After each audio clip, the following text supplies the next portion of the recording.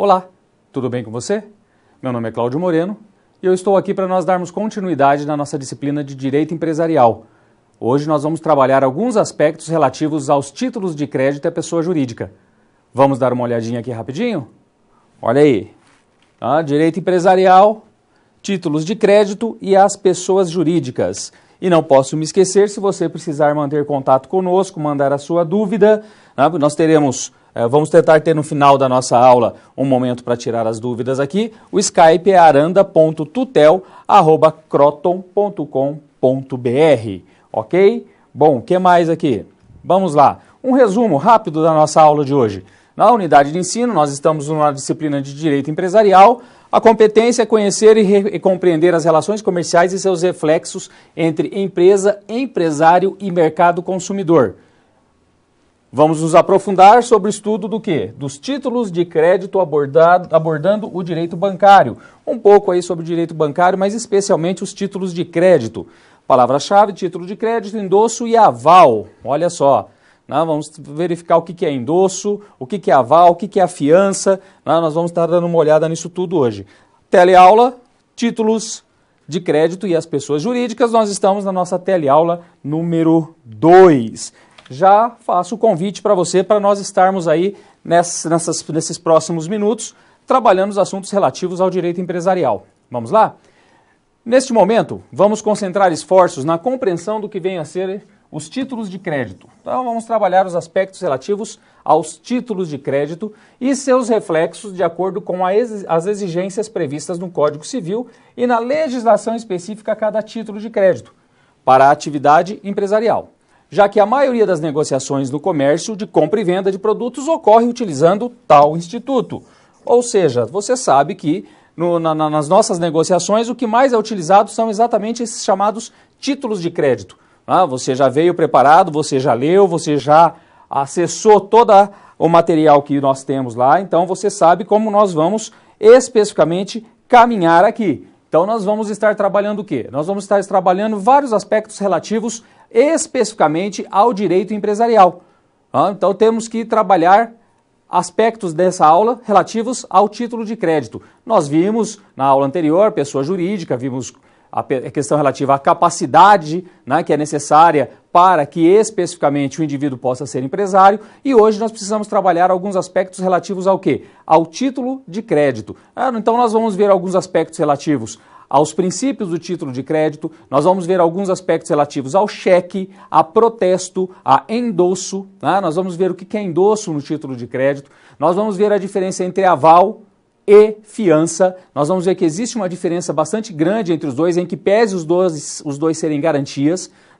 Em que pese serem garantias, nós vamos ver que existe o quê? Uma diferença entre aval e fiança, ok? Nós vamos estar dando uma olhada nisso. O que mais que nós vamos ver aqui? Nós vamos ver dentro das nossas situações-problema, nós vamos ver o quê? Aspectos relativos a como isso ocorre, quais os problemas que decorrem especificamente do quê? Da necessidade de se observar alguns princípios e alguns requisitos dos títulos de crédito, ok? Vamos dar uma olhada nisso? Para isso, eu convido você a estar assistindo o nosso vídeo de abertura. Vamos lá?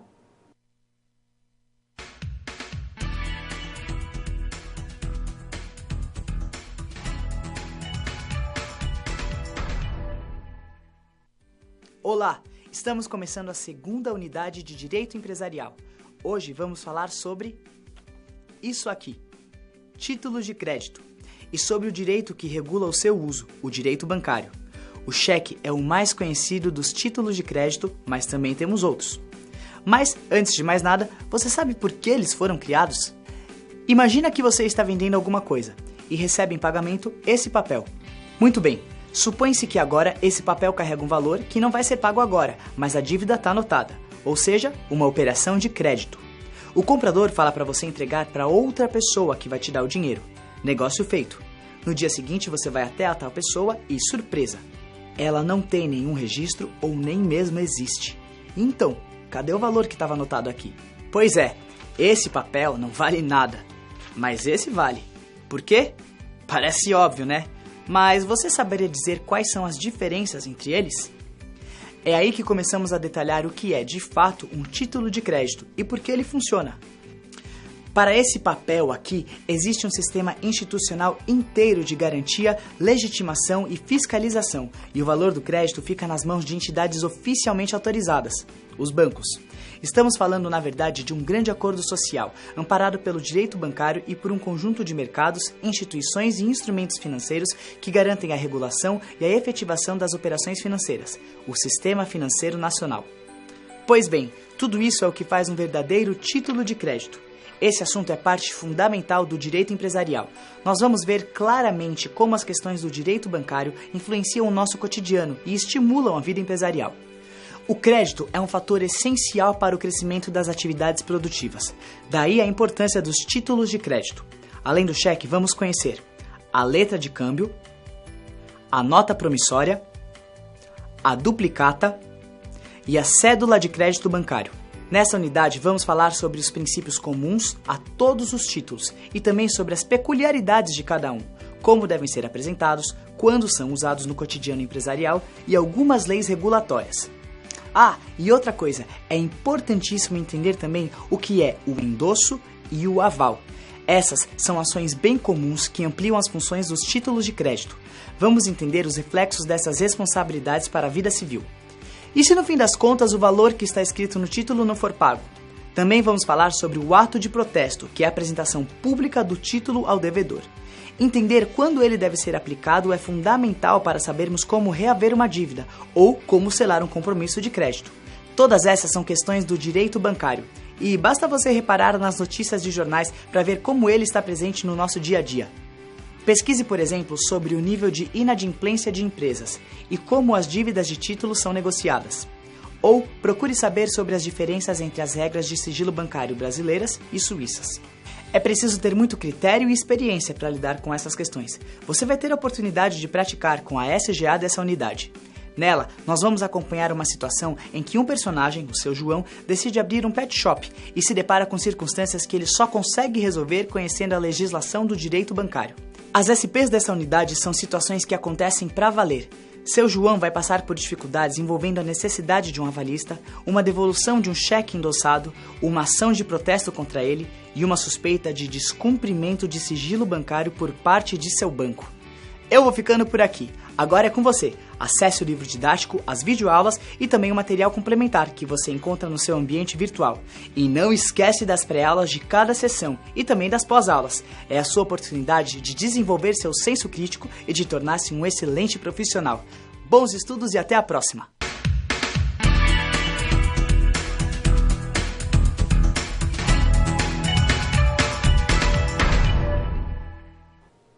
Bom, você viu aí no nosso vídeo de abertura a importância da nossa aula de hoje, hein? Então vamos prestar atenção, vamos focar aqui e já vamos dar continuidade aí vendo a nossa situação geradora de aprendizagem. Vamos lá? Bom, olha aí. Como nós estamos vendo, né, as nossas aulas estão em torno do Sr. João. Mas se você vai se lembrar dele, o Sr. João pegou lá, foi desligado da empresa, foi demitido da empresa onde ele trabalhava por mais de 10 anos e ele decidiu montar seu próprio negócio. E abriu lá o pet shop chamado Dog e Cat, ok? Mas, especificamente, nós precisamos saber como funcionam alguns aspectos relativos ao direito empresarial e aos títulos de crédito aqui. Então, contudo, é necessário ao Sr. João compreender o quê? Os aspectos legais quanto aos títulos de crédito, bem como as questões bancárias, pois são pontos que afetam de forma direta a saúde financeira do seu negócio. Bom, então não se esqueça, nós estamos aqui partindo daquela ideia do Sr. João que abriu o seu próprio pet. Então, ele abrindo o seu próprio pet, nós temos algumas situações que vão girar em torno do quê? Dos títulos de crédito e direito bancário, ok? Vamos para a nossa primeira situação problema? Vamos lá? Olha aí o que nós temos quando nós falamos dessa situação problema. Grazi, esposa de seu João, está auxiliando quanto à estrutura da empresa. Então, a esposa dele está auxiliando a fazer lá toda a estruturação da empresa. Um fato que ela desconhecia é que o Sr. João locou o prédio no qual localiza o seu pet shop, mas o contrato ainda não estava formalizado por ausência de fiador. Ou seja, o que aconteceu? Nós temos um contrato que não foi formalizado ainda, em que pese ele já estar lá, já estar no imóvel, né, porque não tinha o quê? Um fiador. Assim, Dona Grazi está preocupada e tem dúvidas sobre Quem pode ser fiador? Olha só, há exigências legais, quando nós falamos do Instituto da Fiança, quais são as obrigações do fiador? Olha só, então nós vamos ver algumas questões aí, relativas ao quê? Já de começo, fiança e aval. Vamos lá então? Olha aí, primeira coisa, quando nós falamos especificamente da fiança, e eu preciso diferenciar, são dois, eu já falei isso para vocês, nós temos aqui dois tipos de garantia, a fiança e o aval, em que pese ser garantias, elas são diferentes e nós precisamos entender isso. Primeiro, a fiança é Instituto de Direito Civil. Aí de repente você está falando assim, pô professor, mas é aula de direito empresarial, você vem com o direito civil de novo? Sim.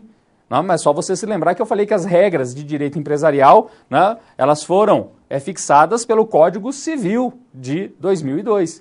Então, está lá no direito civil. A fiança também está lá no direito civil, ok? Estão lá no Código Civil. Então, a fiança é Instituto do Direito Civil de natureza contratual. Olha só. Primeira coisa aqui que precisa ficar marcada. Primeira situação.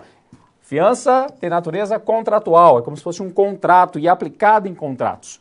E conceitua-se como uma garantia pessoal, olha só, por que pessoal? Porque a pessoa está garantindo. Ah, lógico, né, professor?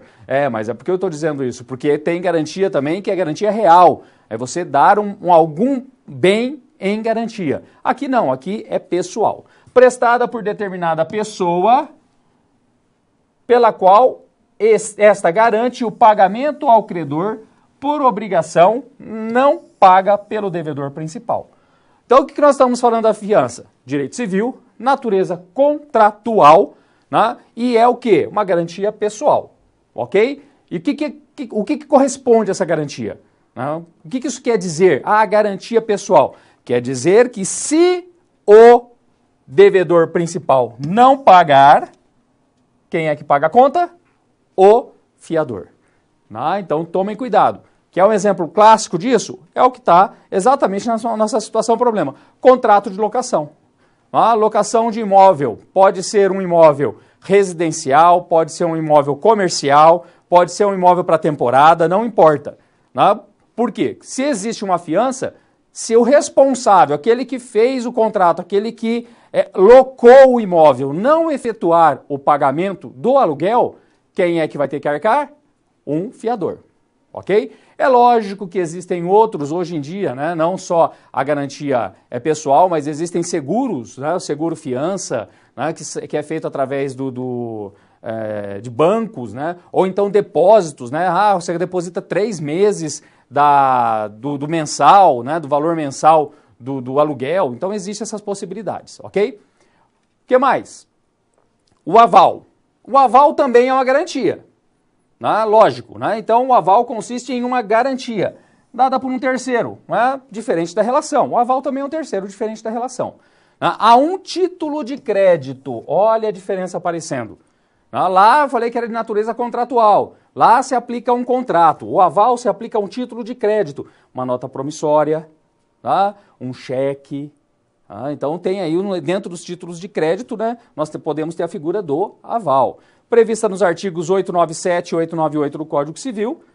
E detalhe, ao se tornar avalista, a pessoa traz para si a obrigação pelo que avalizou.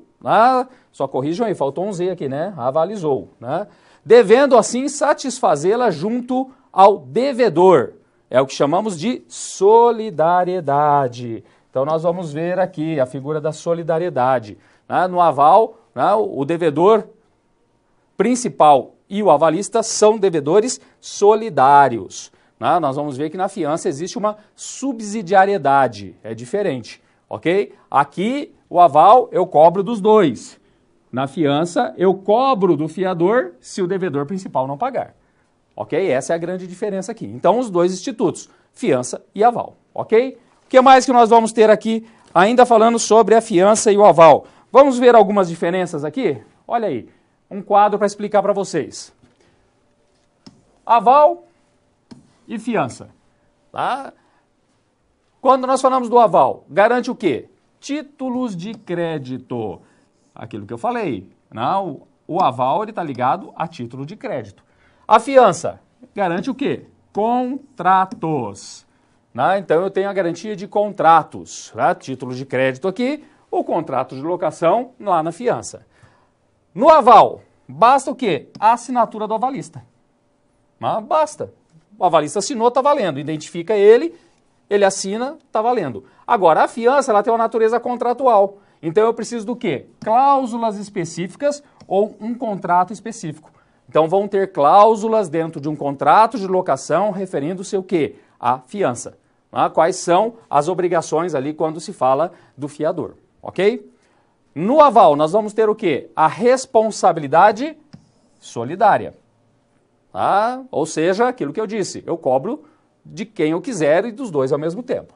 Na fiança, a responsabilidade é subsidiária, ou seja, em regra, ela é subsidiária. Por que eu estou dizendo isso? Porque ela pode ser solidária, mas aí eu tenho que ter uma previsão expressa. No contrato eu vou ter uma previsão expressa sobre essa responsabilidade, que ela deixa de ser subsidiária e passa a ser solidária, ok? Mas a regra é que ela é subsidiária, ou seja, se o devedor principal não pagar, o fiador paga. Outro aspecto que a gente precisa observar aqui e tem que tomar bastante cuidado com relação a isso. Tanto no aval quanto na fiança, existe necessidade do quê? Da vênia conjugal. Ih, professor, você vem de novo com esse juridiquês aí, hein? Vênia conjugal, o que é isso? Para você que não está familiarizado com o termo, é autorização mesmo. Então, quando se é casado, dependendo do tipo, do regime de bens que foi adotado no casamento, você vai precisar do quê? Vai precisar especificamente de autorização do cônjuge para aval e fiança. E o que é essa autorização? É assinar junto.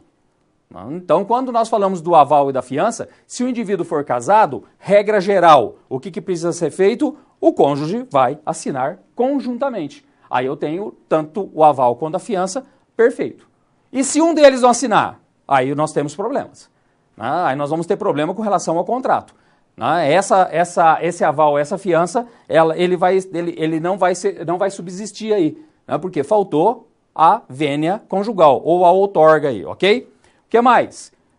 Todo regime de bens? Não, aquilo que eu disse. Regra geral, há necessidade da autorização conjugal.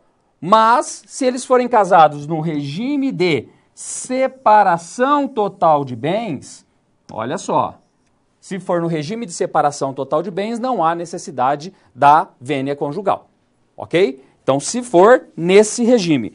Professor, mas como assim? Que regime que é esse? Bom, quando você se casa, você escolhe especificamente o quê? Um regime de bens para o casamento. Temos alguns no Brasil.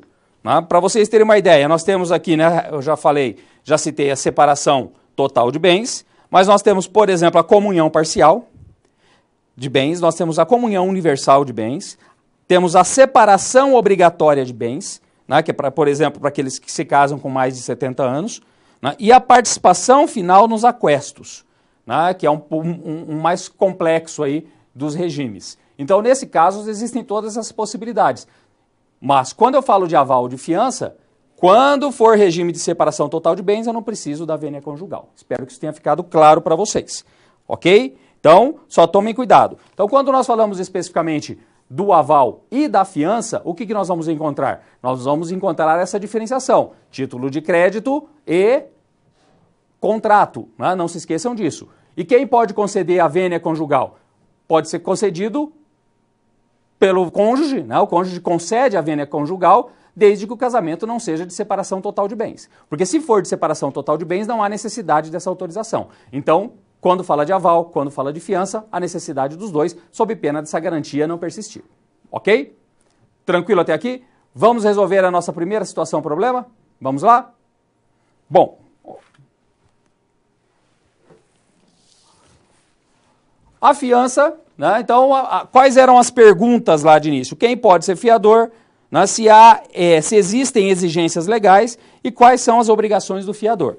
Então, primeiro, nós vimos que a fiança está prevista no Código Civil, artigo 818 a 826, trata de uma garantia de contratos, ok? Fiança, então, é concedida em contratos. que necessita da concordância do cônjuge. Olha só, né? Concordância do cônjuge. Respondendo o fiador de forma, e aqui eu só preciso corrigir que apareceu uma palavrinha errada aqui. Em regra não é solidária. Em regra é o quê? Subsidiária, ok? Não se esqueçam disso. Né? Em regra, ela é subsidiária. Ou seja, se o valor do contrato não for pago, o fiador paga. Né? Então, pode ser solidária? Pode ser solidária sim. Mas eu só estou querendo dizer que a regra é que ela seja subsidiária. A solidária ela seria quando? Quando especificamente existir cláusula no contrato que estabeleça que aquela fiança, né, o fiador, vai responder de forma solidária e não subsidiária, ok? Então vamos lá, respondendo o fiador de forma subsidiária em regra, podendo ser solidária. Isto é, se o devedor principal do contrato não cumprir, poderá o credor exigir que o fiador arque com as responsabilidades contidas no contrato.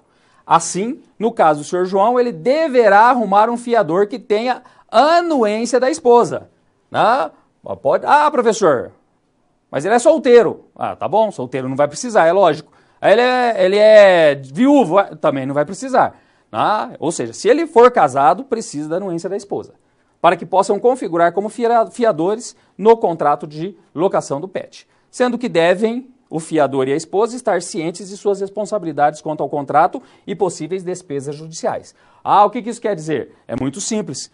Não pagou, o que acontece? Pode ser cobrado judicialmente. Claro que pode ser cobrado judicialmente.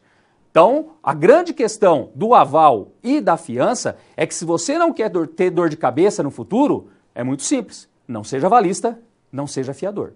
Por quê? Porque se o crédito decorrente dessas duas operações, que seja um título de crédito no aval ou seja no contrato, no caso da fiança, não forem cumpridas, quem responde? Você, se você for fiador. E aí pode ter uma ação contra você, pode ter um protesto contra você, como nós vamos ver aqui. Ok? Então tomem cuidado com a ideia da fiança e do aval. Você responde. E tem mais um detalhe que eu acho de suma importância você saber disso.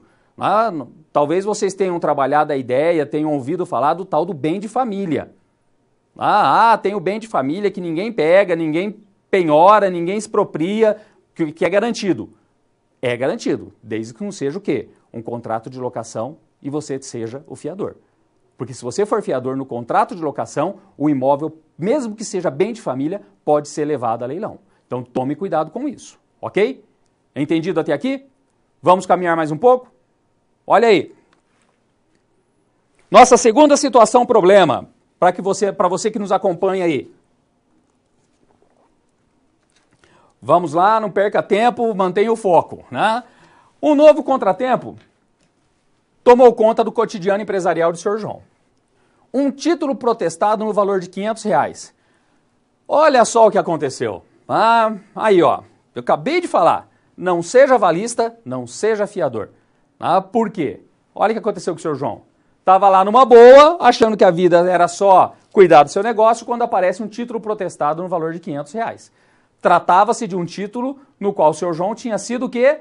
Avalista de sua primeira funcionária, que não mais trabalhava com ele em seu pet shop. Uma série de perguntas se formou na cabeça do Sr. João, sendo a principal delas, o que fazer agora? Olha só, eu não disse para você que podia acontecer isso? De você ser protestado se você for avalista? Se fosse fiador, por exemplo, o que poderia ter acontecido? Uma ação de despejo, uma ação de cobrança de aluguéis, poderia recair sobre o Sr. João. Então tome cuidado com isso. Então vamos lá, vamos desenvolver aqui para ver como que vai ficar essa situação do Sr. João com relação a esse protesto. Vamos lá? Olha aí. Primeira coisa, aval. Nós vimos aqui, o aval é uma garantia, certo? Uma garantia pessoal que é dada em título de crédito. Perfeito, nós vimos isso. Também posso definir como aval o quê? Um ato cambiário, pelo qual um terceiro, que é o Sr. João aqui, o avalista, se responsabiliza pelo pagamento da obrigação constante no título. O avalista, ao garantir o cumprimento da obrigação do avalizado, responde de forma equiparada a este. Olha só, lembra-se que eu falei? Se é equiparada, nós estamos falando do quê? Que ele responde de maneira solidária. Não se esqueçam disto, ok? Artigo 897 do Código Civil, artigo 30 da Lei Uniforme. O seu João, no nosso caso, é o avalista. Agora o detalhe do aval, acho que todo mundo já deve ter visto um título de crédito. Não temos muitas dificuldades em saber o que é um título de crédito, porque muito provavelmente, talvez você já tenha visto um cheque. O cheque é um título de crédito, uma nota promissória, uma duplicata. Então você tem aí alguns títulos de crédito na ordem interna do Estado. O Brasil adota alguns desses. Então, por exemplo, se você pega um cheque, daqui a pouco a gente vai dar uma olhada num tipo de cheque aqui, numa forma de cheque, uma cópia dele, mas aonde que esse aval é dado? Se você já viu um cheque, você sabe que na frente dele tem lá os dados da agência, os dados da conta, o valor por extenso, o nominativo, o endereço da agência do banco, seu nome e um campo para você colocar a data e assinar. Então, não tem local ali para você fazer o aval. Porque eu disse que o aval basta uma assinatura. Então, onde que ela é feita? No verso do cheque. Então, isso é feito no verso do cheque, ok? Então, não vai ter problema algum, ele faz no verso do cheque. Identifica lá o nome da pessoa e assina, isso é o quê? Um aval, ok? Ele pode consistir no aval, vai ter que estar explicado lá que é um aval, é lógico, para garantir o cumprimento. Tranquilo? O nome do avalista, para isso ficar claro. Por quê? Porque nós temos a figura do endosso, então tem que tomar cuidado, ok? Então, local, o anverso do título, ou o verso do título, bastando simples assinatura do avalista, ok? Entendido aqui o aval como esse ato cambiário? Então vamos lá. Só que vocês viram também, na nossa situação problema, que o senhor João, ele teve o título protestado. Aquele título foi protestado. E protesto, você deve saber muito bem que protesto é uma forma de retirar crédito da pessoa, da pessoa física ou pessoa jurídica. Ou seja, você perde crédito, você não consegue acesso a crédito se você tiver o nome protestado. Assim como você pode não ter acesso a crédito se você tiver o quê? Se você tiver especificamente serasado, um termo que a gente usa, ou seja, com seu nome no Serasa. Então, o que é o protesto? Protesto é ato formal destinado a atestar um fato relevante para a relação cambial. Então, o protesto eu levo o título para o protesto, para o cartório de protesto de títulos, ok? E por que eu posso protestar? Quais as razões, quais os motivos que me autorizam a protestar um cheque, um título de crédito, uma nota promissória, uma duplicata? Vamos lá. Primeiro, falta de aceite do título. Exemplo clássico, duplicata. De repente você trabalha numa empresa que emite duplicata. E nós temos o aceite do título. De repente vai a duplicata para o cliente que fez a compra e venda, fez a compra de produtos, vai para aceite e aí o que acontece? Ele não dá o aceite no título. Não dá o aceite no título. Então pode fazer o quê? Pode ser feito o protesto por falta de aceite do título. Também pode ser feita a falta por falta de devolução do título. Mandou o título. Aí a empresa, espertona, segura o título, não devolve o título para você. Não tem nem o aceite e você não devolve o título. A duplicata. Estamos usando como exemplo a duplicata. Então, olha só. Então, esses dois casos aqui eu não tenho aplicação ao cheque, mas sim, por exemplo, a duplicata. Agora, para qualquer título de crédito, a falta de pagamento é um dos motivos de protesto. Então, não pagou, eu posso protestar. Ok? Então, não foi feito o pagamento, eu posso fazer o protesto do título. E aí, o que acontece? Em algumas situações, esse protesto ele pode ser necessário, obrigatório, vamos dizer assim. Um outro termo aí, ele pode ser obrigatório. Ou ele vai poder ser o quê? Facultativo. Então, nós temos essas duas situações. Bom, quando ele é necessário, quando ele é obrigatório, eu preciso fazer o protesto quando eu tenho co-obrigados e devedores indiretos, como, por exemplo, o endossante, ok? Nestes casos, nós vamos ver o endosso um pouquinho mais para frente, mas nesses casos, obrigatoriamente, eu preciso do quê? Protesto. Ou seja, para eu entrar com a ação, para eu cobrar um co-obrigado da ação ou um endossante, eu preciso que esse título seja protestado. Facultativo, ou seja, não é obrigatório você fazer o protesto. você pode entrar com uma ação sem que seja feito esse protesto. Tá? Então, contra quem? Contra o devedor principal do título e o avalista. Então, tome cuidado. Você precisa obrigatoriamente protestar o título para entrar com uma ação contra o devedor principal e seu avalista? Não, não precisa. Tá? Não precisa. Mas, se você faz isso, às vezes pode ser que a pessoa venha para fazer o pagamento. Tá? Porque ela vai receber uma notificação, o nome dela vai ser negativado, né? Vai ficar com o nome sujo e de repente venha para fazer o pagamento. Bom, outra coisa, está aqui no cantinho. O protesto também atende outras finalidades além da relação cambial. Por exemplo, no caso da falência, e nós vamos trabalhar a falência um pouco mais à frente, no caso da falência, o título que for objeto da falência, né, precisa obrigatoriamente estar protestado. Tá? E aqui já não é qualquer tipo de protesto. Tá? Então, se há uma impontualidade justificada na falência, o que é necessário? Fazer o protesto. Mas aqui é um protesto especial. É um protesto especial para fins falimentares. Tá? Então, o meu chefe pediu aqui para eu protestar porque ele vai mandar a documentação para falência. Você já sabe. A hora que for no cartório já tem que falar, olha, isso aqui é protesto especial para fins de falência. Porque eu vou pedir a falência de alguém, esse protesto ele tem que ser especial, ok? Não pode ser o protesto normal, que é esse que eu passei aqui, esse que o seu João recebeu lá a notificação do protesto. Não é esse, é outro, de maneira um pouco diferente, ele é um pouco mais documentado, ok? Bom, o que mais? Eu falei de ação cambial, né? Porque é necessário para ação cambial. O que é essa ação cambial? A cobrança judicial do título de crédito. Então você tem um cheque, você tem uma nota promissória, você tem uma duplicata, você tem uma letra de câmbio, e aí você precisa fazer o quê? Uma ação cambial. É cobrar judicialmente. O portador do título de crédito tem o direito de ingressar com ação cambiária contra quem? Olha aqui. Todos os obrigados e coobrigados. Sem necessidade de observar a ordem que se obrigaram. Ponto. Então, posso entrar com ação contra todos? Sem problema algum. Não se esquecendo, que nós temos aquela questão do protesto quando for obrigatório e quando for facultativo. Não se esqueçam disso. Então, eu posso entrar contra todo mundo. Ação cambial direta, contra devedor principal e seus avalistas. Sem problema algum.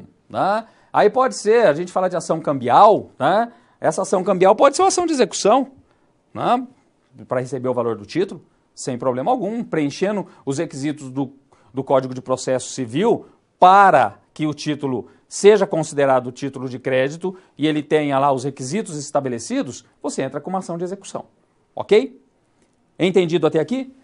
Tranquilo até aqui? Claro para você?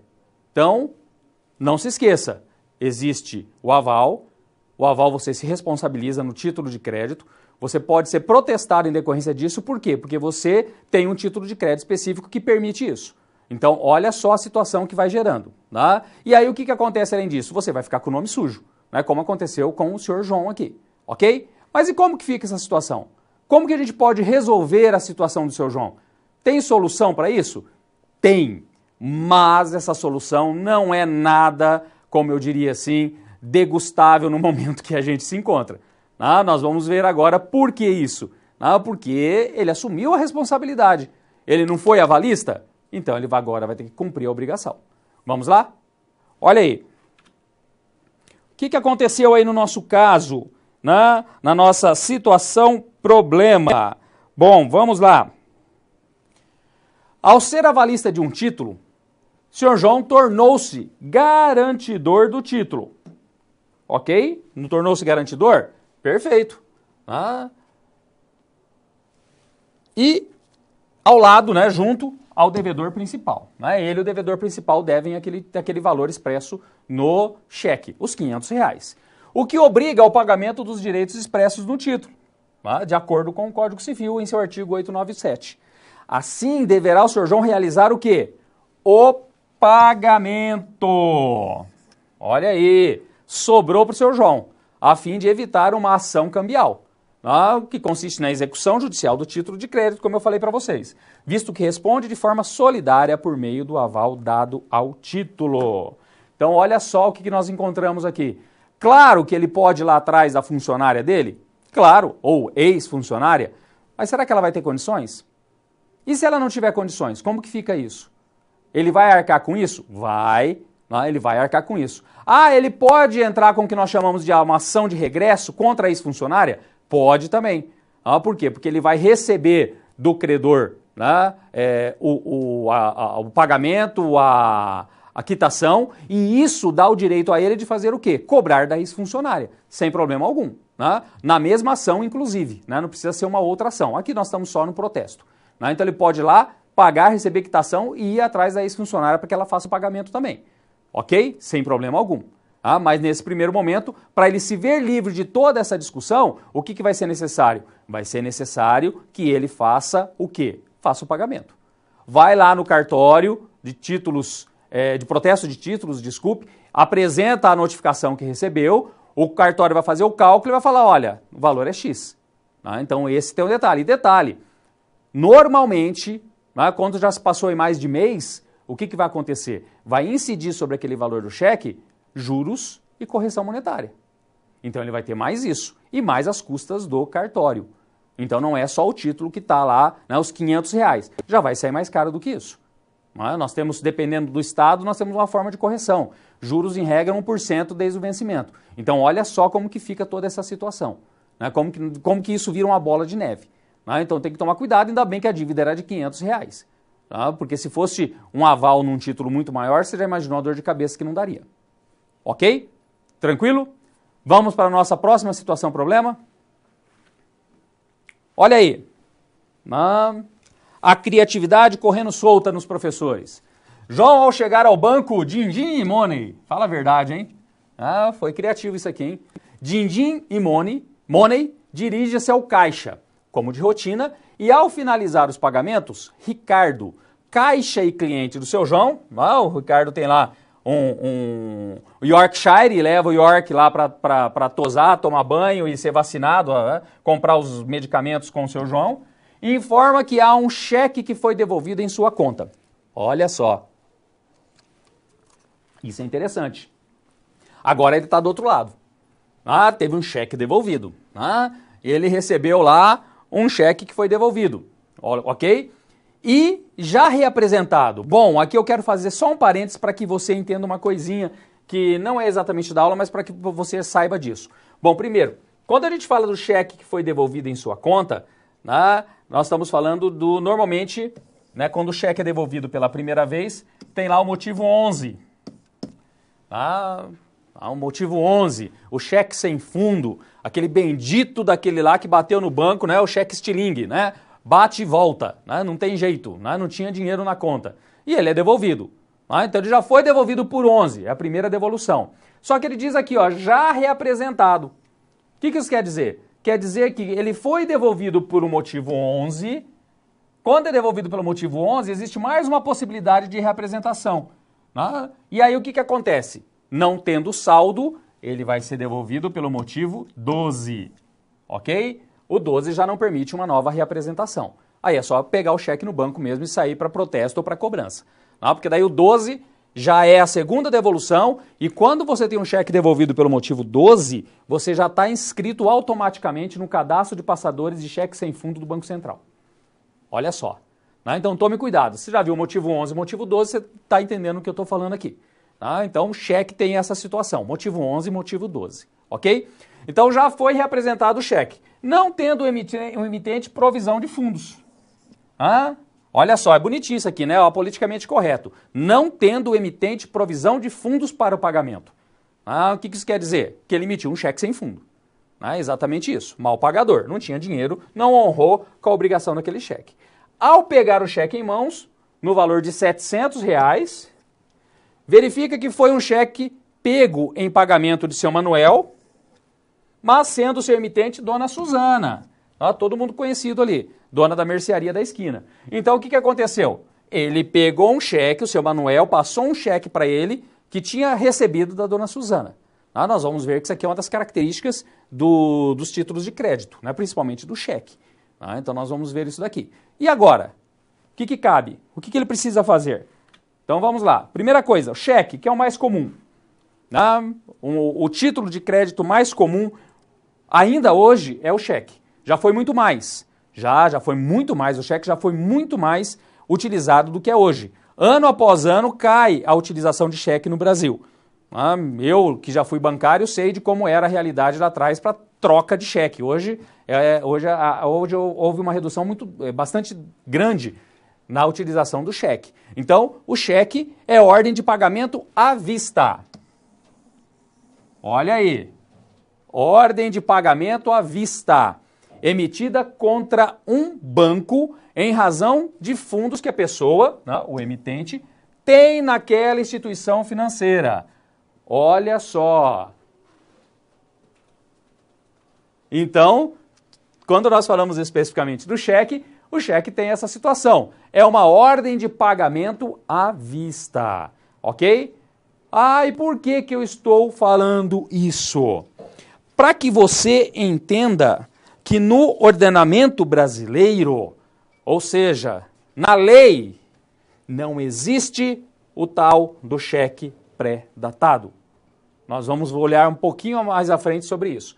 Por quê? Porque cheque é ordem de pagamento à vista, ok? Requisitos do cheque, vamos lá. Primeiro requisito, a denominação cheque inscrita no contexto do título e expressa na língua em que este é redigido. Então, no contexto do título, né, naquele contexto, eu estou dizendo no papel, né, lá na cártula, nós temos a denominação cheque. Aparece cheque especial, aparece cheque, ou todo aquele aparato que foi feito, aquele bloquinho de folhas com inscrições, ela é caracterizada como um cheque. Segundo, a ordem incondicional de pagar quantia determinada. Bom, incondicional, o que isso quer dizer? Não é que se tiver dinheiro tem que pagar. Ponto, acabou. É uma ordem de pagamento à vista. Professor, você quer dizer então que não pode de maneira alguma retirar essa ordem de pagamento? Não estou dizendo isso. Estou dizendo que se o cheque é emitido, ele tem que ser compensado se tiver o dinheiro lá. Se não tiver, é devolvido. E tem mais uma situação que você pode suspender essa ordem de pagamento. E aí é o tal do 21. A ordem de pagamento, a comum, a ordem de assustação. O cheque foi sustado. E por favor, é sustado, não é assustado. Assustado fica quem recebe esse bendito desse cheque depois que o crédito não entrou na conta. Porque o cheque ele é sustado. Então ele tem o motivo 21, que é o da assustação. Ok? Terceiro, o nome do banco ou da instituição financeira que deve pagar. Ou seja, quem é? Vai sair da onde esse dinheiro? Vai sair do banco tal, tem que estar lá. A indicação do lugar do pagamento também tem que estar lá. A indicação da data e do lugar de emissão. Você tem um campo lá para você colocar a data e a cidade onde você está emitindo aquele cheque. E a assinatura do emitente, ou seu mandatário com poderes. Então, você tem um campo lá de assinatura quando a gente fala especificamente do cheque, ok? Não se esqueçam disso. Olha aí, para você compreender um pouco de maneira mais fácil aí. O que nós temos? Primeiro, o sacador. No caso do cheque, o sacador é o correntista. Quem é o sacado nessa realidade? A instituição financeira, onde os valores estão depositados. E eu tenho o tomador. Quem que é o tomador? É aquele que pegou o cheque. Então, quando eu falo de cheque, eu tenho essas três figuras. Credor, então, é quem recebeu o cheque. O sacado é a instituição financeira que vai ter que pagar aquele cheque. E o sacador é justamente quem? O correntista. E olha aí um cheque, como eu disse para vocês, nós teríamos aí uma folha de cheque para vocês entenderem como funciona o cheque. O que nós temos aí? Olha só, talvez não esteja muito claro para vocês, então eu vou riscar um pouco aqui. Nessa parte superior, o que você vai encontrar? Todos os dados de quê? De banco, de praça de compensação, número do cheque, conta corrente, o valor do cheque. Então, tudo isso você vai encontrar. E se você não sabe, todos estes números que estão aqui em cima, eles também estão na linha de baixo, na última linha do cheque. Esses números estão repetidos ali. Por isso que a hora que você vai lá no banco, você vê que você vai descontar um cheque no banco, você vê que o caixa passa numa maquininha o cheque a parte de baixo. O que ele está fazendo? Está lendo exatamente todos os dados que estão em cima, ok? Então você tem um valor, né? Você tem um valor numérico, ok? E você tem um valor por extenso. E aí tem, antigamente, umas regrinhas de português para cheque que eram barato, né? O banco devolvia porque estava com preenchimento errado. Hoje já tem uma instrução do banco que segue aquilo que está no valor, justamente para não dar, no valor numérico, não valor por extenso, para não dar problema com relação à interpretação do que está escrito ali. Então você tem aqui, você vem aqui, cheque especial, você vê aqui que tem uma data, um local, uma data, mês e ano. Tomem cuidado, né? Sempre gera problema o quê? A virada de ano. Aí tem instrução do Banco Central que aceita por não sei quantos dias lá a possibilidade de que você preencha um cheque com data, com ano anterior. Então tomem cuidado com isso. E aqui você tem o quê? A assinatura com os dados do correntista. Ok? Então isso aqui é um cheque onde você pode verificar aí a presença dos requisitos. Quando nós falamos do quê? Quando nós falamos dos requisitos para que seja configurado como um cheque. Bom, até aqui tranquilo. Entendemos o que é um cheque. Agora, como que fica essa história do senhor Manuel ter recebido um cheque da dona Suzana e ter passado para o senhor João? Exatamente essa a questão. Como que fica isso? Como que esse cheque foi parar na mão do seu Manuel, se foi emitido pela dona Suzana e foi parar lá na mão do seu Pedro? Seu Pedro não tem nada a ver com a história, né, professor? É o senhor João. Como que fica essa situação? O senhor João recebeu um cheque que não foi de quem tinha dívida com ele. Exatamente, isso é plenamente possível. Vamos ver como que isso funciona? Nesse caso, nós vamos estar em frente ao quê? A figura do endosso. O que é o endosso? É mais um ato cambiário. O endosso é um ato cambiário mediante o qual o credor do título de crédito, ou seja, aqui ele vai ser chamado de endossante, transmite seus direitos a outro, o endossatário. Então, o que eu estou querendo dizer com isso? Muito simples. Eu pego um cheque, de repente, o cliente meu fui atender o cliente lá no escritório, doutor, eu estou com esse cheque aqui, mas esse cheque é bom, é de um cliente meu, nunca me deu problema, o senhor pega ele? Claro, sem problema. Muito simples, o que eu faço? Faço ele nominal ao cliente. Tem o campo lá no cheque, que é o campo do nominal, porque vai poder ser pago só aquela pessoa. E aí o que acontece? No verso eu faço o endosso. Olha aqui. Isso aqui é o endosso. Tem uma assinatura e uma identificação. Quando é aval, você identifica como avalista. Aqui não, aqui é endosso. O que isso quer dizer? Quer dizer que ele está transmitindo os direitos daquele título de crédito para alguém. E aí o que acontece? Olha aqui do lado, um carimbinho de 21. Isso aqui é um carimbo de devolução de cheque. Os bancos trabalham com esse carimbo. Quando é devolvido aparece isso aqui, 21. Esse cheque foi sustado. Então o que acontece? A partir do momento que esse cheque foi sustado e eu preciso disso aqui para o protesto, eu já vou poder protestar quem? O endossante e quem emitiu o cheque. Ok? Então, tome cuidado com isso. Então, a pessoa emite o cheque, eu tenho o cheque em mãos, eu posso muito bem colocar nominal a mim e assino no verso fazendo o endosso e eu transfiro isso. Você vai ver lá no nosso livro que ainda existe o chamado endosso em preto e existe o endosso em branco. O que é o endosso em preto? É quando eu coloco os dados atrás. Eu coloco os dados da pessoa para quem eu estou transferindo. Bom, aí acabou. Esse cheque para a circulação dele ali. Porque eu posso ter um endosso que nós falamos em branco, que é esse que está na tela. O endosso em branco eu não tenho identificação para quem que vai. Eu só endossei o cheque. Aí esse cheque pode ser transmitido mais de uma vez, porque ele tem um endosso em branco lá. Está nominativo, no nosso caso aí, vamos imaginar que estivesse nominativo ao seu Manuel. Aí o que o seu Manuel faz? Assina atrás. Se for assinado em branco, o seu João poderia ter passado esse cheque para terceiro, para quarto, para quinto, sem problema algum. Ok? Nós vamos ver que isso é uma das características do título de crédito. Efeitos do endosso. O que nós temos aí como efeitos do endosso? Primeiro, transfere a titularidade do crédito. Então, ele transfere a titularidade do crédito. E também faz o quê? Responsabiliza o endossante. Então, quando eu faço a transferência, eu garanto. Não a garantia lá do aval, mas eu posso ser responsabilizado em decorrência do terceiro aí para quem foi transferido esse cheque não receber o valor do cheque, ok? Ele fica obrigado ainda quando eu falo do endosso. Entendido aqui? Bom, O que mais que nós vamos encontrar? E aqui eu falei que eu ia voltar nesse assunto. Por quê? Porque eu andei vendo aí umas atividades, né, um fórum, e tem um povo lá que escreveu uns negócios que eu achei meio estranho. Então eu preciso deixar isso aqui muito claro para vocês. Cheque pré-datado ou pós-datado. O que é isso? Isso é um costume. Primeira coisa, isso é um costume comercial. Lembra que eu falei das fontes? Que tinha fonte que surgia do costume? Então, olha aqui, ó.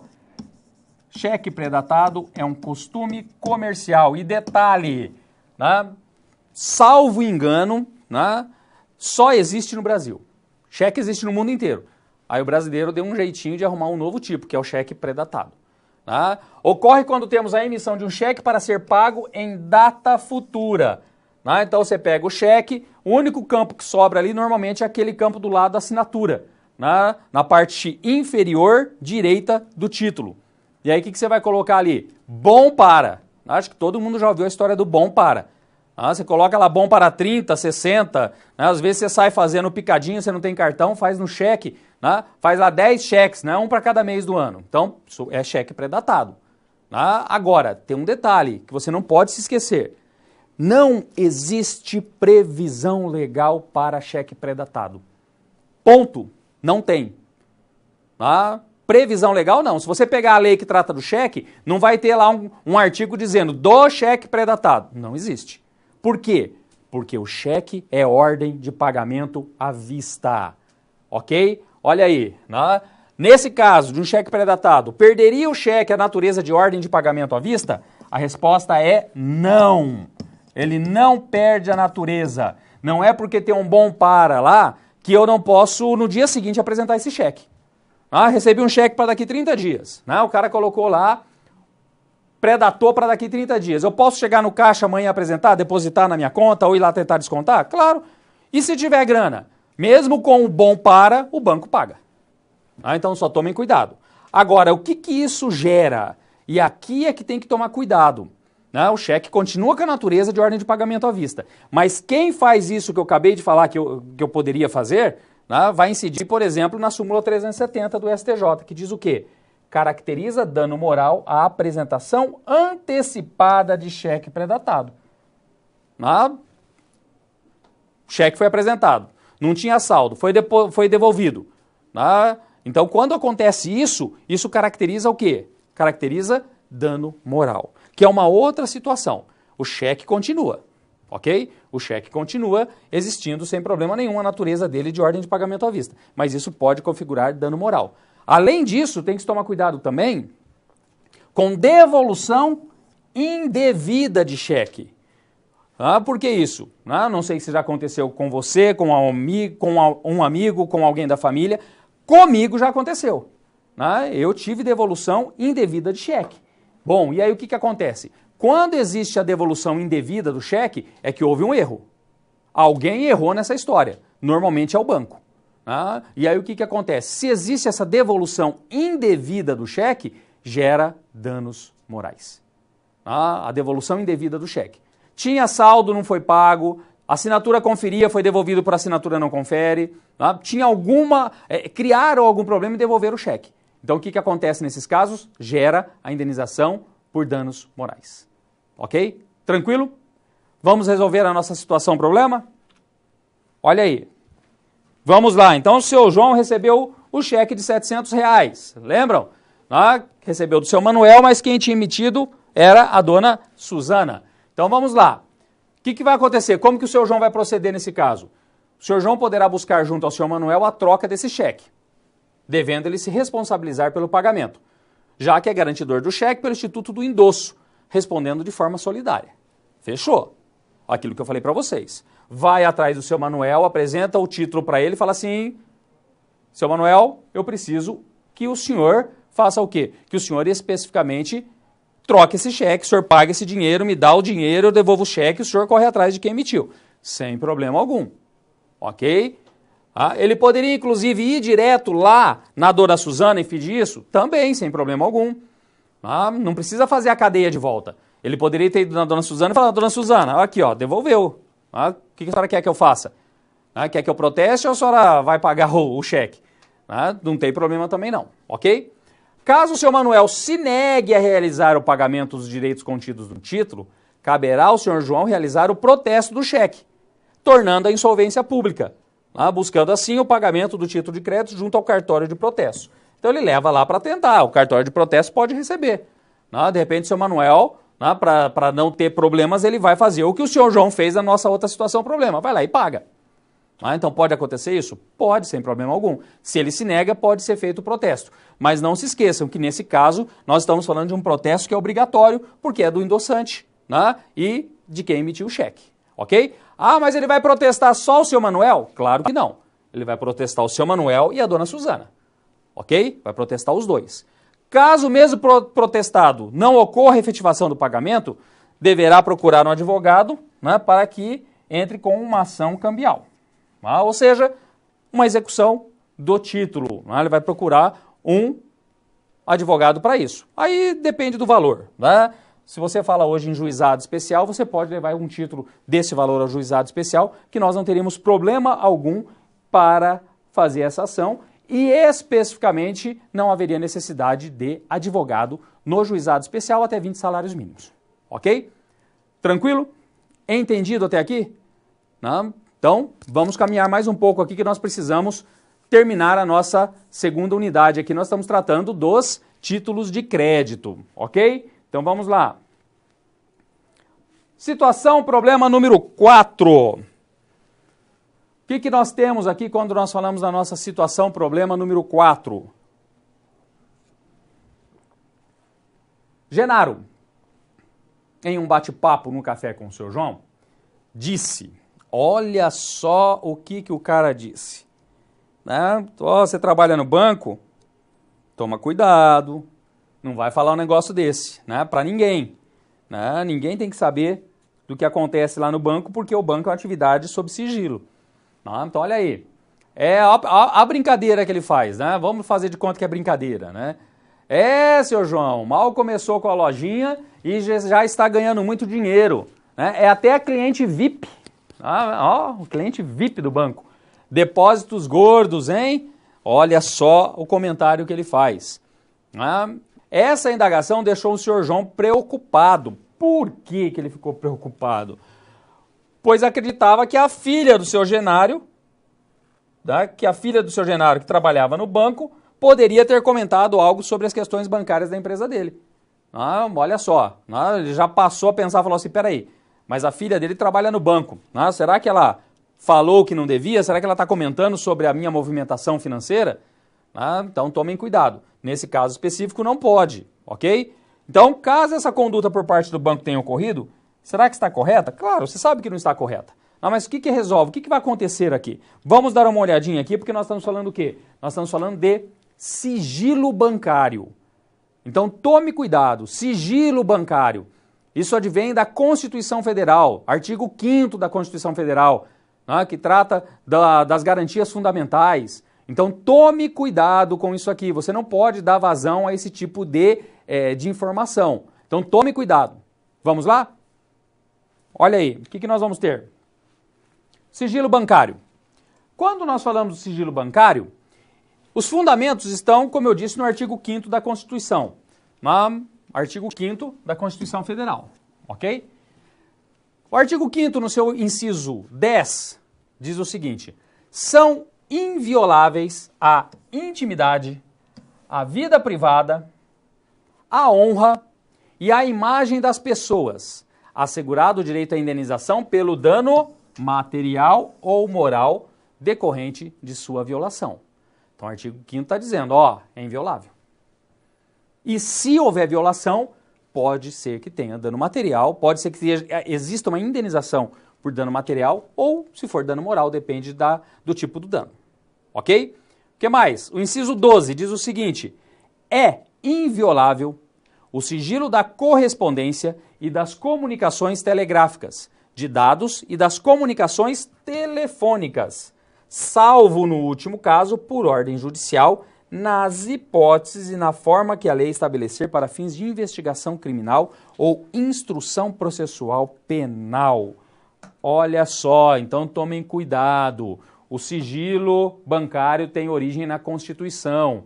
Então nós não podemos abrir mão disso. Nós temos essa garantia. Então ninguém pode chegar e falar o quê? Olha, eu vou dar informações sobre essa movimentação para terceiros. Não pode. Vai lá no banco, por exemplo, e tenta tirar a informação da conta do seu pai. Leva a certidão de nascimento. Fala para ele, eu quero saber o que está movimentando aqui. Você não vai ter acesso. Por quê? Em decorrência do sigilo, ok? Então, tomem cuidado. Sigilo é garantia constitucional. Vamos lá? O que mais? O sigilo bancário, olha aí, se caracteriza como sendo a obrigação do banqueiro, ou da instituição financeira, a benefício do cliente. A benefício do cliente. De não revelar certos fatos, atos, cifras ou outras informações de que teve conhecimento por ocasião de sua atividade bancária. E notadamente aqueles que concernem ao seu cliente, sob pena de sanções muito rigorosas.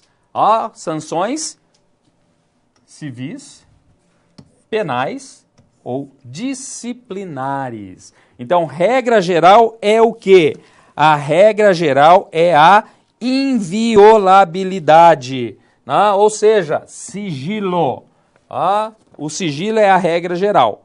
Bom, o que mais aí? Quando nós falamos desse sigilo, o banco tem a obrigação de manter as informações de forma sigilosa, quanto aos dados e a situação financeira, ou o estado dos negócios, ou atividades do contribuinte, ou de terceiros. Ressalvada o quê? A requisição regular da autoridade judicial e nos interesses da justiça, de acordo com o artigo 198 do Código Tributário Nacional. Olha só, então vamos lá. O que eu estou querendo dizer aqui? Primeiro, o banco tem que manter sigilo. Sigilo é absoluto. Ok. Recebe exceções? Claro. Quais são? Olha aqui embaixo. Olha aqui embaixo. Esse sigilo pode ser quebrado? Claro que pode. Desde que exista o quê? Em regra geral, desde que exista uma autorização judicial. Só que todas as autoridades precisam pedir para que o judiciário quebre o sigilo bancário? É isso que nós precisamos ver aqui. Olha ali, quem precisa de autorização judicial para ter acesso às informações bancárias? A polícia. O policial pode chegar a dar um carteiraço lá no gerente e falar, me dá o extrato da conta do cara que a gente está achando que tem movimentação estranha. Ele vai poder fazer isso? Não, por quê? Ele precisa de autorização, ok? O Ministério Público pode soltar um ofício, ou o Ministério Público soltar um ofício e falar, me entregue aqui os extratos da conta bancária do fulano tal. Não pode. Por quê? Ele precisa de autorização judicial. O TCU, o Tribunal de Contas da União, assim como o Tribunal de Contas do Estado e o Tribunal de Contas do município, em São Paulo, também precisam dessa autorização, ok? Então eles não podem pedir diretamente para o banco, eles pedem ao juiz e o juiz, se entender necessário, ele quebra o sigilo e determina a apresentação dos documentos necessários. Agora, a Receita Federal precisa? Não. A Receita Federal tem acesso a toda a movimentação financeira. Então, a Receita Federal não precisa dessa autorização. O fisco estadual, distrital, quando a gente fala do Distrito Federal, e municipal, quando a gente fala do município, fisco aqui nós estamos falando do quê? Da Procuradoria. Procuradoria quando a gente fala de, não exatamente Procuradoria, mas quando nós falamos da Receita Estadual, Receita Estadual, Receita Municipal, nesse sentido. Também, eles também têm acesso, então eles não precisam, ok? Quanto às obrigações tributárias, é lógico. Tomem cuidado com isso. Porque quando há indício de crime, aí o juiz criminal pode determinar essa quebra também de sigilo. Tranquilo? Entendido até aqui? Espero que esteja claro aqui para você. Então só tomem cuidado. Por quê? Porque o sigilo, ele é regra. Ok? O sigilo, ele é regra. E essas pessoas aqui, dependendo delas, algumas precisam, outras não, dessa autorização judicial para quebra. O juiz determina a quebra do sigilo bancário. Tranquilo? Vamos resolver a nossa situação problema? Vamos lá? Olha aí. Resolvendo a situação, problema número 4. Bom, primeira coisa que eu queria comentar com vocês nesse caso que foi dito aqui, que foi formulado. Primeiro é relativo à prova. Tá? Mesmo que a filha tenha afirmado, tenha passado essa informação, tenha feito algum comentário com o seu Genaro, é uma prova de dificílima comprovação. Tá? É um fato de dificílima comprovação. Por quê? Porque vai ser a palavra de um contra o outro. Tá? Então é bastante difícil. Tá? É bastante difícil que isso seja especificamente comprovado. Tá? Porque o senhor Genaro vai dizer que foi só uma brincadeira e a filha vai dizer que nunca falou nada. E aí? Você não tem prova. Tá? Então, bastante difícil. Tá? Mas, o que pode ser dito aqui? As falas do senhor Genaro podem não passar de simples especulações. Pode ser especulação, de repente ele está querendo, ele não está querendo especificamente saber da movimentação, ele está querendo ser concorrente. Por quê? Porque se a empresa estiver de vento em popa, de repente ele vai abrir um pet do outro lado da rua. Então pode ser que seja isso, pode ser. Então para saber a quantos anda a empresa do senhor João. Se houver a devida comprovação de que a instituição financeira ou algum de seus funcionários, isso é muito interessante, possibilitaram a divulgação ou vazamento de informações, deverão responder nas esferas civil, administrativa e criminal, nos termos da lei.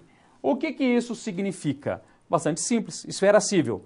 Pode ser que tenha uma indenização por danos morais. Ou seja, teve a quebra do sigilo. Então pode ser que tenha uma indenização por danos morais. Tranquilo? O que mais que pode ser? Administrativa. Banco Central. O Banco Central é o órgão fiscalizador, né, e o órgão que estabelece as regras para a atividade bancária no Brasil. Então eu posso ter uma reclamação para lá. E pode ser configurado crime também, a quebra, então pode responder no âmbito criminal. Ok? Bom, então espero que vocês tenham entendido como funciona essa dinâmica, né, do sigilo, que o sigilo ele é a regra. E decorre da Constituição, então nós não temos grandes discussões quanto à validade desse sigilo. Ok? Entendido? Vamos caminhar mais um pouco aqui? Vamos adiante? Olha aí, nós temos uma outra situação que foi criada aqui, tendo em vista especificamente os assuntos que estão sendo tratados na aula de hoje. Então, José compra um carro de Pedro, sendo esta compra instrumentalizada por meio da emissão de uma nota promissória, aí um outro título de crédito, no valor de R$10.000. Pedro, por sua vez, tem uma dívida perante Antônio no valor aproximado de R$10.000 e resolve dar como pagamento a nota promissória, endossando-a, olha aí, com a finalidade de transferir a sua titularidade. Ou seja, ele vendeu o bem especificamente tem lá, vale 10 mil, ele recebe a nota promissória de 10 mil, mas ele deve algo em torno de 10 mil. Então o que ele faz para quitar a dívida? Ele transfere o título, endossa a nota promissória para o seu credor. Resolveu o problema dele. Diante do caso, Antônio poderá cobrar de José e de Pedro o valor constante na nota promissória? E daí? Como que fica essa situação? José poderá alegar eventual irregularidade na venda que Pedro realizou visando não pagar a nota ofertada? Sei lá, o cara faz um negócio... o José compra o carro de Pedro.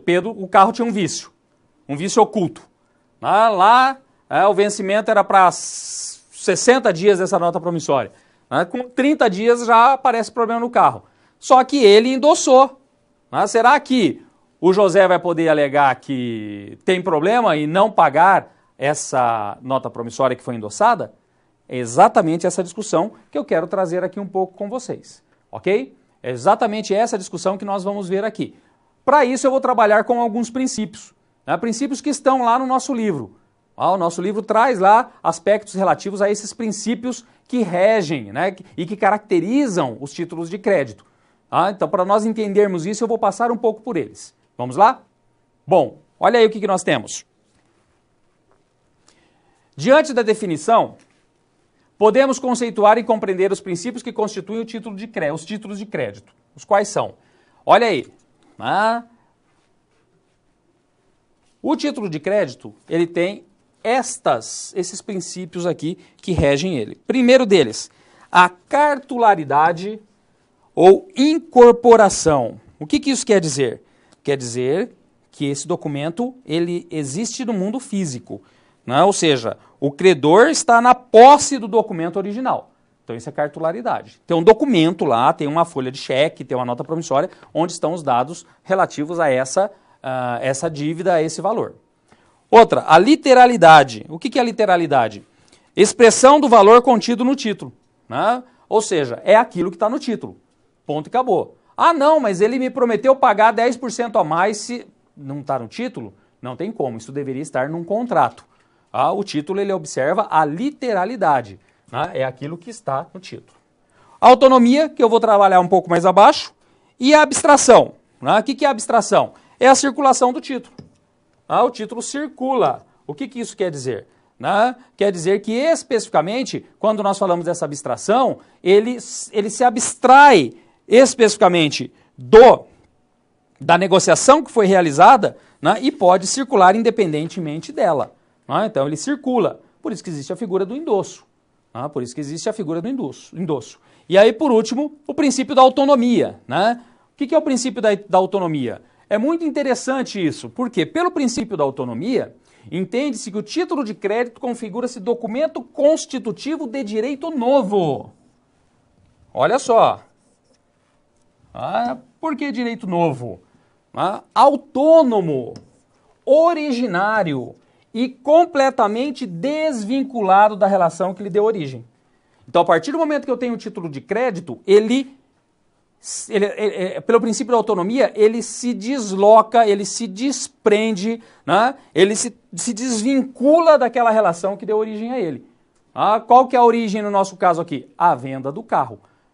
Então, a partir do momento que eu tenho um título de crédito, e no nosso caso nós tivemos a figura do endosso, então houve essa desvinculação do título com o negócio originário.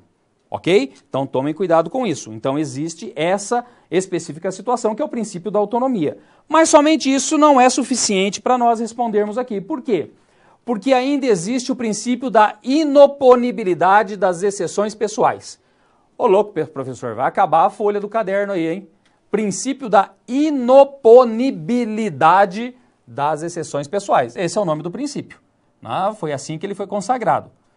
Está lá no artigo 17 da Lei Uniforme, da Lei Uniforme que trata sobre título de crédito, e ele diz que as pessoas acionadas em virtude de uma letra, um título, não podem opor ao portador exceções fundadas sobre as relações pessoais delas com o sacador ou com portadores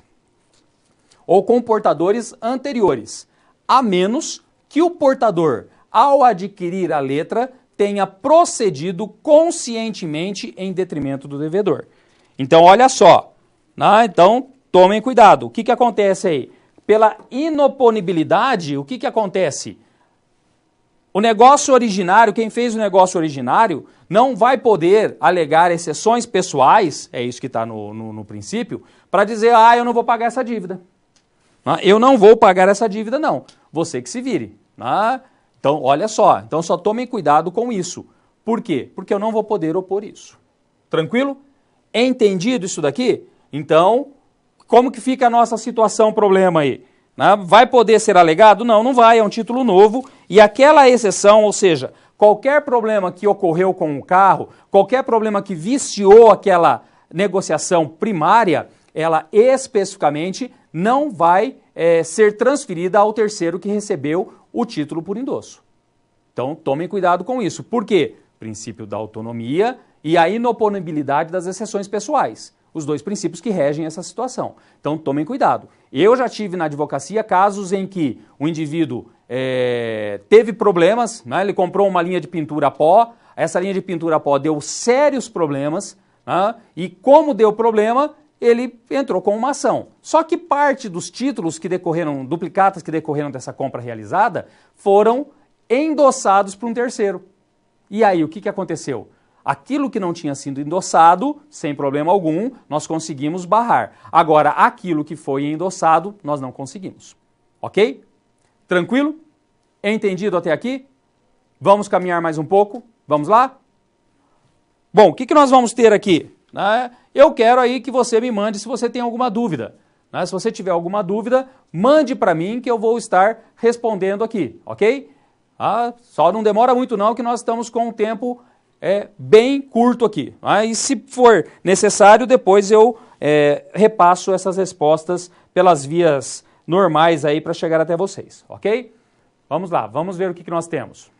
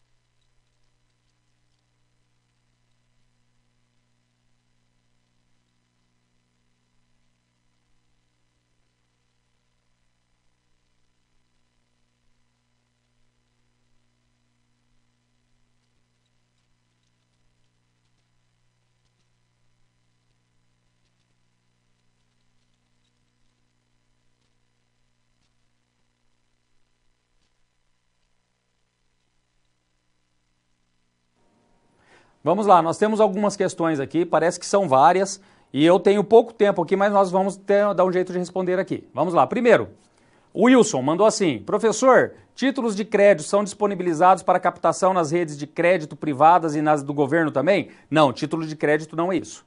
Tá? Isso aí é título do Tesouro Nacional, é outra coisa para captação de dinheiro tanto no exterior como no Brasil.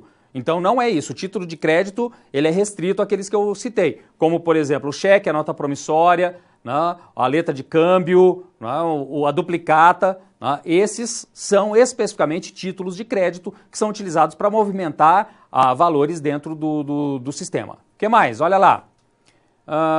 Professor, quanto ao máximo... Desculpa, deixa eu achar aqui. Quanto no máximo por uma lei uma seguradora pode cobrar para fiar um imóvel? Bom, aí depende da situação. Depende porque a lei não estabelece o valor que pode ser cobrado. Isso é mercado. Isso é mercado. Então, vai depender de vários aspectos. Vai depender do valor do imóvel, normalmente esse é o predominante. Qual o valor do imóvel, qual o valor do aluguel, qual o histórico de quem está fazendo a locação. Então tem tudo isso que tem que ser verificado. Professora, a duplicata pode ser considerada um título de crédito? Opa, já falei. Acho que está respondida. Professor, poderia explicar melhor a diferença entre as terminologias solidária e subsidiária? Bom, vamos lá. Solidária, quando a gente fala que a dívida é solidária, eu estou dizendo que eu posso cobrar de qualquer um deles. E os dois respondem solidariamente. Então é a mesma coisa, nesse sentido. Agora, subsidiária, eu só posso cobrar, no caso que é a fiança, no caso do fiador, se o devedor principal não pagar. Então, primeira cobrança, primeiro vai contra o devedor principal. Inclusive, existe uma ordem que quando se fala de expropriação de bens, vão primeiro nos bens do devedor principal. Ok? Então, isso é o subsidiária e o solidária. O que mais? Professor, se num contrato não ficar expresso a responsabilidade do fiador, o que a lei prevê? A lei prevê a responsabilidade do fiador. O Código Civil, nos artigos que eu citei, traz lá a figura da fiança. E tem que estar expresso lá o quê? Está expresso a responsabilidade, está expresso a questão da ordem, né, da ordem de valores, né, de recebimento dos débitos em caso de ação judicial. Então tem tudo lá. Tem inclusive a possibilidade, inclusive, do fiador ser... como que se diz, deixa eu lembrar o termo aqui, ele se desonerar, vamos dizer assim, da fiança, ele pode notificar e pode sair fora da fiança, ele pode fazer isso, tem toda essa previsão no Código Civil. Professor, para a vênia conjugal vale a regra, independentemente se o contrato é assinado por marido ou mulher. Sim, independentemente, ok? Tranquilo? Bom, acho que nós vamos ficar por aqui, nosso tempo está se esgotando, o tempo está finalizando. Eu agradeço a sua participação, agradeço a sua presença, agradeço você que mandou um questionamento. E aí, se eu não respondi, aguarde um pouquinho que, de repente, a gente vai mandar isso aí, ou você manda novamente por outros contatos, os tutores, e eu vou estar respondendo para vocês. Tranquilo? Ok? Um abraço, até mais e até a nossa próxima aula.